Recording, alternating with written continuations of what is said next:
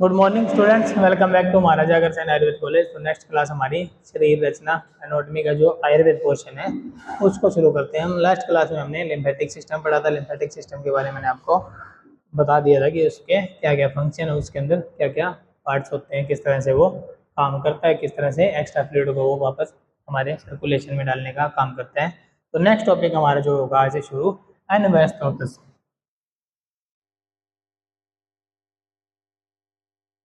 एनवेस्टोसिस,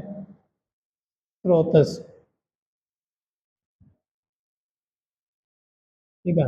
यानी कि स्टोकस किसको बोलते हैं अपन? स्टोकस बोलते हैं किसको, समझ आ रहे हो? स्टोकस क्या बोलते हैं अपन? जैसे किसी चीज के थ्रू किसी चीज का श्रवण होना। श्रवण किसके? बहन होना। कोई चीज अगर मान लो, जैसे मान लो कोई एक अपन ने नाला बना दिया, उसके अंदर से पानी जा रहा है, तो वो क्या है? वो जल का स्रोतस है ना। टूटी है ना, घरों में टूटियां लगी होती है, वो लगी हुई तो अपने लिए पानी का स्रोत क्या है? टूटी है। अगर हम ट्यूबवेल से ले लें तो वो हमारे जल का स्रोत ट्यूबवेल है। उसी तरह से एक सेकंड रोको ना, वैसे रोक देना, मतलब स्टॉप नहीं करना, डिस्टर्बेंस ज्यादा करने लग गया। तो हम बात कर रहे हैं अन व स्रोतस की। तो अब इसका मतलब क्या हुआ? अन व स्रोतस मतलब अन्न जो है किस स्रोतस के थ्रू जा रहा है, ठीक है। अन्न स्रोतस कैसे हो गया हमारा? जैसे मुख से लेके, जब हम इसकी बात करें अन्न स्रोतस क्या हमारा, पहले हमारा मुख, माउथ, है ना। सबसे पहले हम अन्न को ग्रहण करते हैं किससे? मुख से ना। तो माउथ, ओरल कैविटी जो हम बोलते हैं, ठीक है। फिर उससे कहा जाता है ये अन्न हमारा इसोफेगस, जिसे ग्रास नली भी बोलते हैं, ठीक है। फिर उसके बाद कहा जाएगा ये स्टमक में। जैसे ये हो गया, है ना, ये मुख हो गया, जैसे बंदे का कान कौन हो गया जैसे भी, ठीक है। तो अब ये क्या हो गया अपने, ये पाई पाई की इसोफेगस, इसके अंदर क्या हो गया अपना, बंदा से नहीं बना गया, अपने बाढ़ से देखने, ठीक है। तो ये फिर खाना आएगा इसके स्टमक में, ये इसका पेट है, ठीक है। यहाँ से खाना खाया, इसके थ्रू आया स्टमक में, टेम्परेरी स्टोर हुआ, ठीक है। फिर यहाँ से शुरू होगी उसकी जैसे आते इंटेस्टाइन,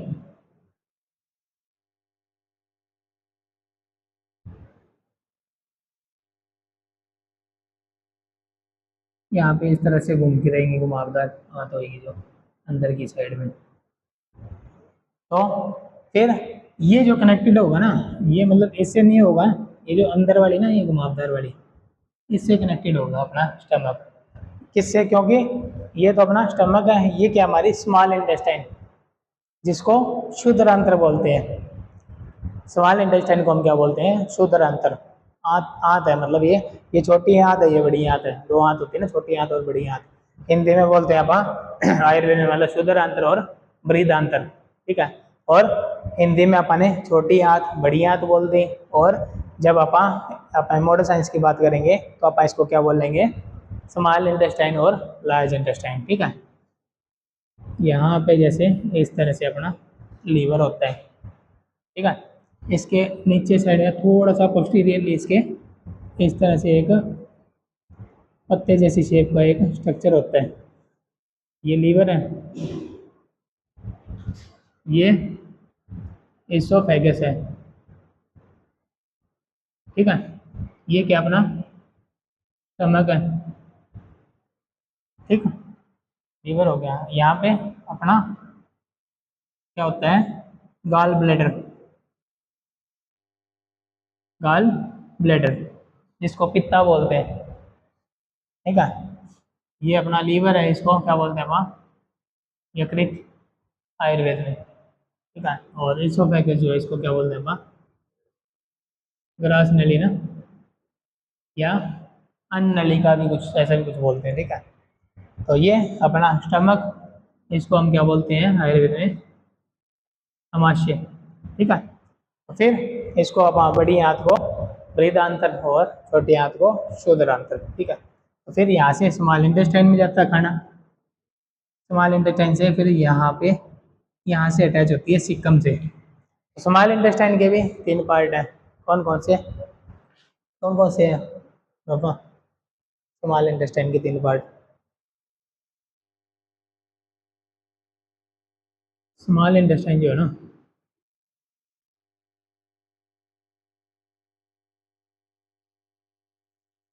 इसके 3 पार्ट हैं।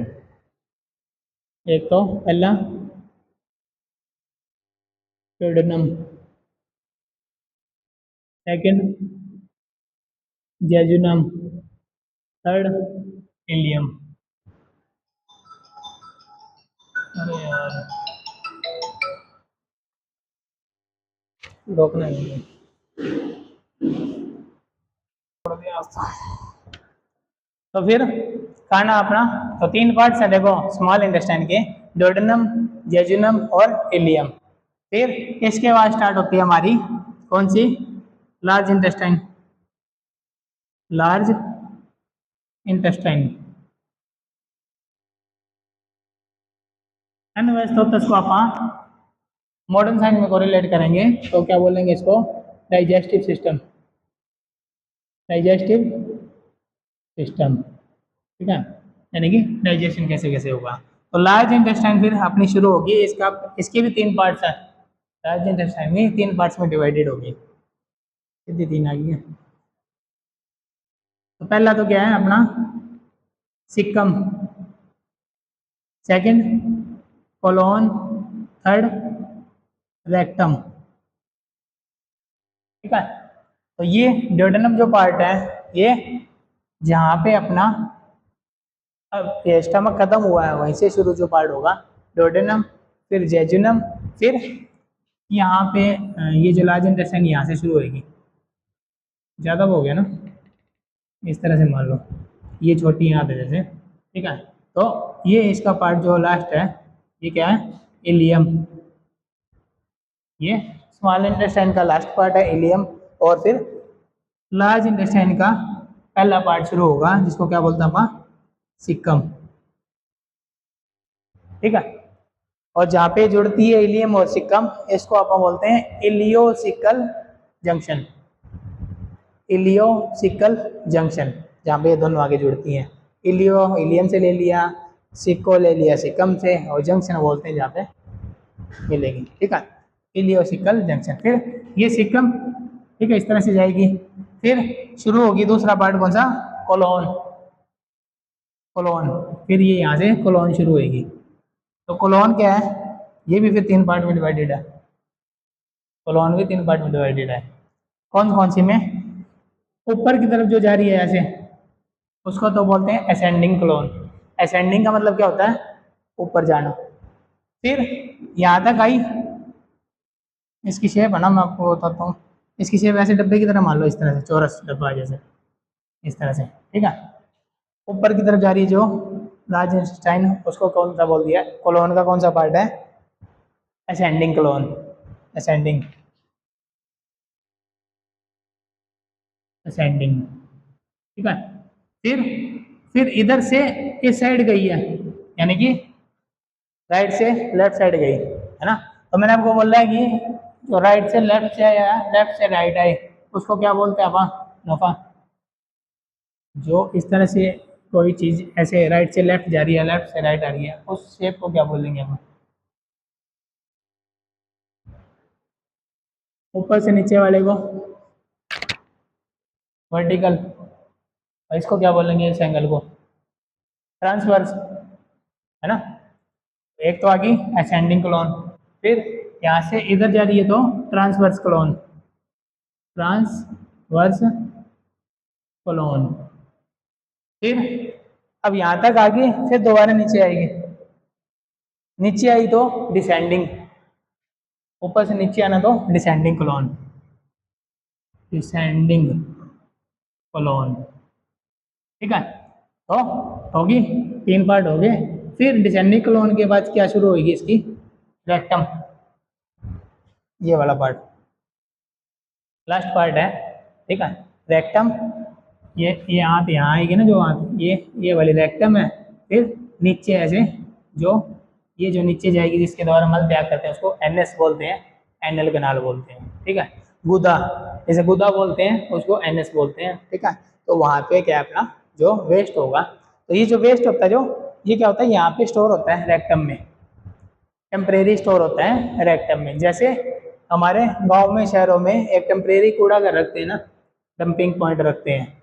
जैसे अपन ने घरों से निकाला, ठीक है, निकाल के वो कहीं तो रखेंगे अभी कुछ टाइम के लिए, उसके बाद ही तो उसको डिस्पोज करते हैं। सरकार एक जगह बना लेती है कि ये आपका कूड़ा घर है घर के पास में, इसको क्या करना आपने कूड़ा यहाँ डालना है, फिर गाड़ियाँ आएंगी इसको उठा के यहाँ से ले जाएंगी कहीं दूर और वहाँ पे डिस्पोज कर देंगी। तो ये रेक्टम जो है एक तरह से अपना टेम्परेरी क्या है कूड़ा घर मानो इसको, क्योंकि इसमें क्या है मल स्टोर होता है हमारा, ठीक है। और जब क्या होगा फिर इसमें दबाव बढ़ जाएगा तो यहाँ पे क्या होते हैं नर्वस सिस्टम हमारा एक्टिवेट होगा, यहाँ से मैसेज जाएगा न्यूरॉन का कि वहाँ पे दबाव पड़ रहे हैं, ठीक है। तो अब ये मल को त्यागना है, फिर हमारे इधर से मैसेज आएगा कि एक्टिवेट करेगा वो आगे सिस्टम को कि आपने, फिर अपने को लगता है ना भी हाँ मेरे प्रेशर बन गया, तो प्रेशर कैसे बनता है, ऐसे ही बनता है। फिर वो क्या करता है उसको मल को बाहर निकालता है, रहने छोड़ो, ठीक है। तो इस तरह से तो यहाँ से खाना आया, ठीक है। डाइजेशन अपना क्या है मुख के अंदर, माउथ के अंदर ओरल कैविटी जो है वहीं से शुरू हो जाता है, ठीक है, क्योंकि एंजाइम्स हमारे थूक में भी है, ठीक है। तो वहीं से शुरू होता है, यहाँ आया फिर यहाँ पे कुछ टाइम स्टोर होता है, ठीक है। कुछ डाइजेशन उसका यहाँ पे होता है, क्योंकि यहाँ पे भी अपने क्या होता है HCl होता है, पेप्सिन होता है, पेप्सिन पी रहेगा ना, पेप्सिन और HCl मतलब हाइड्रोक्लोरिक एसिड, जो एसिड बोलते हैं अपन वो होता है, ठीक है। फिर लीवर अपना यहाँ पे, लीवर क्या करता है बाइल बनाता है, बाइल जूस क्या बोलते हैं, बाइल जूस। ये भी क्या करता है पाचन का काम करता है, बनाता लीवर है, बना के किसको दे देता है गॉल ब्लैडर को, बना के किसको देता है ये, यहाँ छोटी सी थैली ना जो गॉल ब्लैडर इसमें स्टोर हो जाता है, ठीक है। तो लोगों को ये भ्रम रहता है कि बाइल गॉल ब्लैडर बनाता है, लेकिन ये बनाता नहीं है, ये सिर्फ एक थैली है, ये बाइल को स्टोर करती है, बना के ये लीवर दे देगा कि ये तू रख जब भी ज़रूरत हो पिचकारी मार देनी है। जैसे ही खाना आता है तो यहाँ से क्या होते हैं एक्टिवेट होते हैं, अपनी नर्व इम्पल्स जाती है, एक्टिवेट करती है किसको नर्वस सिस्टम को, ठीक है। नर्वस सिस्टम ऑर्डर देता है किसको कि अब खाना आ गया, कुछ आया है खाने के लिए, तो अब पिचकारी मार और जो बाइल जूस है उसको कहाँ डाल दे अपने ये जो हमारी है इंटेस्टाइन में, स्मॉल इंटेस्टाइन में भेज देते हैं, ठीक है। इधर से बाइल आता है, ठीक है, इधर से इन्होंने ये HCl वगैरह पेप्सिन वगैरह कर दिया। फिर स्टमक के इस साइड होता है एक पेनक्रियाज, पेनक्रियाज नाम का भी एक हमारा क्या होता है ऑर्गन होता है। साफ करूँगा इसको समझ आ जाएगा क्या, जैसे ये एब्डोमेन है अपना, इसी साइड में हमारा पेट के नीचे पेनक्रियाज होगा, ठीक है। पेनक्रियाज इसका नाम है, जिसको हिंदी में अपन अग्नाशय बोलते हैं, ठीक है। तो अब इसका डाइजेशन में क्या काम है, इसके दो काम है। देखो ये कौन सा ग्लैंड, जब हमने ग्लैंड पढ़े थे मैंने आपको बताया था एक्सोक्राइन भी है एंडोक्राइन भी है, ठीक है। तो इसका क्या फंक्शन है, एक्सोक्राइन फंक्शन इसका क्या है, इसका यहाँ पे क्या फंक्शन रहेगा डाइजेशन में एक्सोक्राइन, तो यहाँ पे क्या करेगा पैनक्रियाटिक जूस बनाएगा, पैनक्रियाज है तो पैनक्रियाटिक जूस बनाएगा, ये भी डाइजेशन में हेल्प करेगा।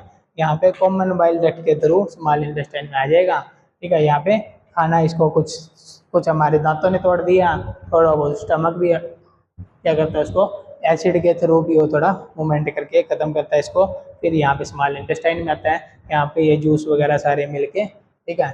और कुछ इंटेस्टाइन में भी एंजाइम होते हैं वो भी इसको पचाने का काम करते हैं, फिर पचा पचू के ये यहाँ से क्या करता है यहीं पे स्मॉल इंटेस्टाइन में क्या होता है इसकी एब्जॉर्प्शन हो जाती है, ब्लड के अंदर जाना शुरू हो जाता है जो न्यूट्रिएंट्स है, ठीक है। थोड़ा बहुत जो होता है वो लार्ज इंटेस्टाइन में भी चला जाता है, फिर उसके बाद जो मल बचता है वो मल क्या है बड़ी आंत के थ्रू करते करते यहाँ से होते हुए यहाँ से बाहर निकाल देते हैं। इस तरह से अपना डाइजेशन होता है, ठीक है। ये मोटा मोटा मैंने आपको बताया है ये पार्ट्स होते हैं। अब वहाँ शुरू कर लेते हैं अनवस्तोतस अकॉर्डिंग टू आयुर्वेदा। तो पाचन संस्थान के अवयवों की रचना, अनवस्तोतस की प्राचीन परिभाषा क्या कहना चाह रहे हैं, प्राचीन परिभाषा क्या है, पुराने टाइम में अन्वस्तोतस को क्या कहते थे? अनवहानाम स्रोतसाम अमाश्य मूलम वाम पार्श्व च। वाम किसे कहते हैं? वाम कहते हैं लेफ्ट साइड को, ठीक है। पार्श्व यानी कि ये अपना क्या है? पार्श्व है। तो क्या कह रहे हैं कि अमाशय वाम पार्श्व में प्रेजेंट है। तो पाचन संस्थान का नाम क्या है? अन्वय स्रोतस। तो पाचन संस्थान का मतलब डाइजेस्टिव सिस्टम, या हिंदी में बोल दिया पाचन संस्थान, और आयुर्वेद में बोल दिया अपन इसको अन्वय स्रोतस, ठीक है। तो पाचन संस्थान का नाम अन्वय स्रोतस कहा है, तथा शरीर के आचार्यों ने भी इसे महास्त्रोतस, जो आचार्य हैं उन्होंने इसको क्या बोला है? महास्त्रोतस बोल रहे हैं। क्योंकि कहाँ से शुरू हो रहा है? मुख से लेके एनल कनाल तक, ये है ना, ओरल कैविटी से लेके एनल कनाल तक क्या है? डाइजेशन सिस्टम ये पूरा, ठीक है। तो इसको महास्त्रोतस बोल रहा है। और अन्न पचन यंत्र भी बोल रहा है, पाचन संस्थान आदि नामों से कहा है। ये दो प्रकार के हैं, मुख्य यंत्र व सहयोगी यंत्र। दो टाइप के हैं, मुख्य यंत्र और सहयोगी यंत्र। इनमें मुख्य यंत्रों के नाम क्या है? मुख्य यानी कि जो मेन डायरेक्टली जो इन्वॉल्व है डाइजेशन में, डायरेक्ट इन्वॉल्व है, ठीक है, उनका नाम क्या है? अमाशय। क्योंकि इसोफेगस से हमारा फूड कहाँ आया? अमाशय में, यानी कि पेट में। फिर शुद्रांत्र, ये भी क्या है? शुद्रांत्र भी क्या है? अपनी मुख्य यंत्र। और फिर बृहदांत्र, ये भी क्या हमारी मुख्य यंत्र में आ गया। फिर गौन में दांत, जीवा, लाला ग्रंथि, अन्नलिका आदि ये सारी इसमें आती हैं। फिर महास्त्रोतस के बारे में और क्या बताया इन्होंने? गर्भस्थ शिशु से लेकर प्रौढ़ अवस्था तक। तो गर्भस्थ शिशु का मतलब क्या है? जो बच्चा अभी अपने माँ के पेट में है ना, गर्भस्थ यानी कि गर्भ के अंदर जो बच्चा है, ठीक है, उससे लेके प्रौढ़ अवस्था। प्रौढ़ अवस्था कौन सी होती है? हमारी बुढ़ापे वाली, ठीक है। तो वहां तक क्या है? महास्त्रोतस के अवयव एक ही रहते हैं, यानी गर्भ में जो ऑर्गन बन गए उसके, वहां से लेके जब तक बुढ़ापे तक क्या है, उनके ऑर्गन जो है वो एक ही रहेंगे। इसमें क्या क्या आ जाएंगे? इसमें मुख आ गया, ठीक है। फिर अन्नलिका आ गई। अन्नलिका किसको बोला अपन ने? इसोफेगस को। फिर इसमें अमाशय आ गया। फिर शुद्रांतर आ गई। फिर बृहदांतर आ गई, ठीक है। तो ये छोटी आंत बड़ी आंत इस तरह से आती है। फिर मुख से लेकर गुदा पर्यंत, यानी कि ओरल कैविटी से कहाँ तक? एनल कनाल तक, ठीक है। नल आकार बहुत बड़े स्रोतस का स्वरूप ही महास्त्रोतस है। नल आकार यानी कि एक पाइप का आकार ही है पूरा, मुख से लेके एनल कनाल तक क्या है? प्रॉपर पूरा क्या होता है? वो नल आकार है, ठीक है। तो बड़े स्रोतस का स्वरूप, इसी को ही अपन क्या बोल रहे हैं? इतना लंबा अगर रास्ता जा रहा है, मुख से लेके करते करते करते करते तो कहाँ तक जा रहे हैं? एनल कनाल तक जा रहा है। तो इसीलिए इसको अपन महास्त्रोतस बोल रहे हैं, ठीक है। तो जब हम लेंथ की बात करें छोटी आंत और बड़ी आंत में, तो किसकी लंबाई ज़्यादा होती है? नफा छोटी आंत की ज़्यादा होती है और बड़ी आंत की कम होती है, ठीक है। क्योंकि जो हमारी स्मॉल इंटेस्टाइन है वो क्या है? घुमावदार है, इस तरह घूमती घूमती घूमती घूमती करती है। जब इसको खींच के देखेंगे तो बहुत बड़ी और काफ़ी लंबे मीटर में इसके क्या होगी? लेंथ होगी। और दर्शन दे दिए। तो यह 20 हाथ लंबा तथा स्वतंत्र पेशी से निर्मित है, तथा कहीं कहीं विस्थापित, कहीं घुमावदार रहता है, यानी कि अलग अलग शीशे पर, कहीं पे घुमावदार है, कहीं पे कैसे, कहीं पे सीधा है, ठीक है। तो ये महास्त्रोतस इसलिए बोल रहे हैं, मुख से लेके एनएस तक गया है, ये इतना लंबा स्रोतस है। तो सबसे पहले बात करेंगे अपन ओरल कैविटी। ओरल कैविटी हो गया काम। ओरल कैविटी को क्या बोला है? मुख कूर। आयुर्वेद में इन्होंने क्या बोला है? मुख कूर, ओरल कैविटी को। ओके, ये रखना ओरल कैविटी।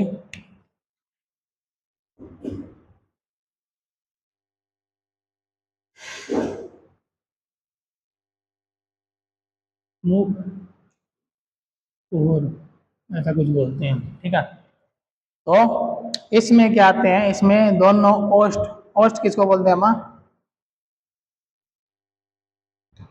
ओस्ट किसको बोलेंगे? होठ को, लिप्स को, ठीक है। दोनों कपोल, दोनों दंत वेष्ट, 32 दांत, ये ओरल कैविटी में सारे आगे 32 दांत आगे, जीवा, ठीक है, टंग आ गई अपनी, तालु पटल, तालु पटल यानी ये जो तालु बोलते हैं जो अपन, ऊपर है या नीचे वाला, ठीक है। दोनों गलतोर्मिकाएं, 2 उपजीविकाएं, अधिजीविका, 4 लाला ग्रंथि। लाला ग्रंथि किसको बोलते हैं अपन? स्लीवरी ग्लैंड्स। स्लाइवरी ग्लैंड्स है ना, जो क्या करते हैं, सलाइवा बनाते हैं, जो ग्लैंड, स्लीवरी ग्लैंड्स, इसको लाला ग्रंथि बोलते हैं। लाला ग्रंथि यानी कि लाला स्राव, यानी कि जो लार, जब हम खाना खाते हैं तो लार की जो उत्पत्ति करते हैं वो कौन करते हैं? हमारी लाला ग्रंथियां करती है। ठीक है, फिर आगे दंत, ये अस्थि धातु से बनते हैं। आयुर्वेद में जब आप बात करते हैं तो दांतों को आप किस में काउंट करते हैं? अस्थियों में। क्योंकि जब मॉडर्न साइंस की हम बात करते हैं ना, तो बोन्स में हम दांतों को काउंट नहीं करते, लेकिन आयुर्वेद वाले क्या करते हैं, जो दांत है 32 दांत है, उसको भी अस्थियों में यानी कि बोन्स में उसको काउंट करते हैं। ठीक है, तो ये अस्थि धातु से बनते हैं। इनकी संख्या वयस्क में कितनी होती है? एडल्ट में कितनी होती है? 32। ठीक है, एक वयस्क में इसकी संख्या कितनी होती है? 32। बालक के दूध के दांत 5 वर्ष पश्चात गिर जाते हैं। जो दूध के दांत, मिल्क टीथ बोलते हैं, जो दूध वाले दांत जो बोलते हैं बच्चे, वो क्या कह रहे हैं? 5 साल तक गिर जाते हैं एवं बारी बारी से नए दांत आते हैं। ये दांत भी काटने चबाने के लिए 2 प्रकार के होते हैं। ठीक है, जैसे अपन मॉडर्न साइंस में जब अपन दांत पढ़ते हैं तो टेम्परेरी टीथ और परमानेंट टीथ बोलते हैं। जो दांत, दूध के दांत बोलते हैं उसको टेम्परेरी टीथ बोलते हैं अपन, और इसको क्या बोलते हैं अपन? परमानेंट टीथ बोलते हैं। ठीक है, तो बारी बारी से नए दांत आते हैं। ये भी दांत भी काटने चबाने के लिए 2 प्रकार के होते हैं। काटने वाले आगे की दंत, काटने वाले यानी कि जब आप खाते हैं, जैसे एप्पल ले लिया, अपन सेब ले लिया, तो उसको पहले अपन आगे वाले दांतों से काटते हैं, है ना, थोड़ा उसको छोटा पार्ट करते हैं। तो जैसे सबसे आगे आते हैं अपने, जो बिल्कुल फ्रंट में, जैसे ना इस तरह से, ये जो फ्रंट वाले जो है ऐसे काटने के लिए, ये क्या है? इनको बोलते हैं अपन इंसीजर। इनका नाम क्या होता है?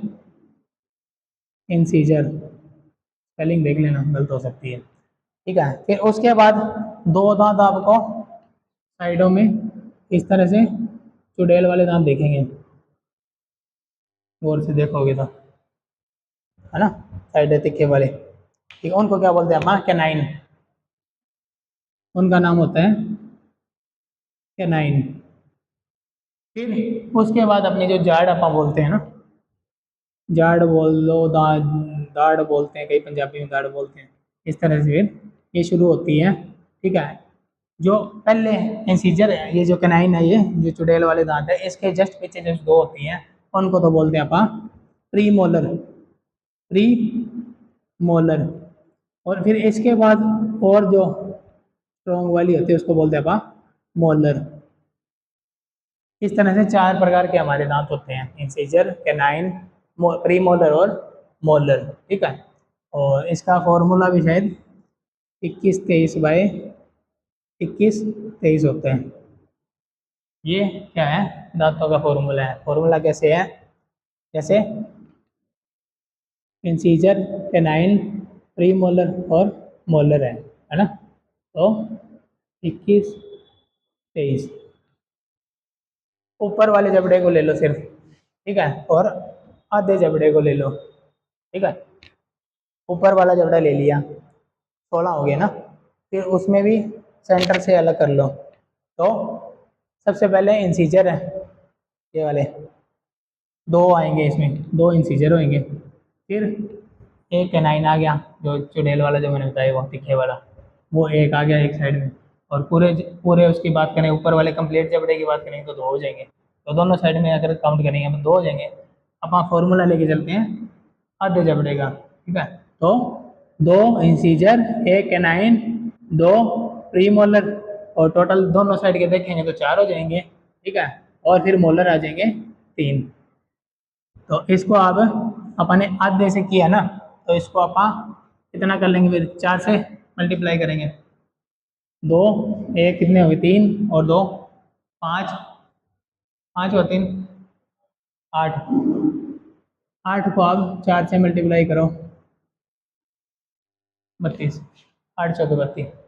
ठीक है, तो ये फॉर्मूला होता है इसका, टीथ का, दांतों का। तो बस फिर आज अपन इसको थोड़ा सा इतना ही करते हैं, बाकी इसको आप कंटिन्यू करेंगे नेक्स्ट क्लास में। अभी के लिए इतना ही, थैंक यू सो मच।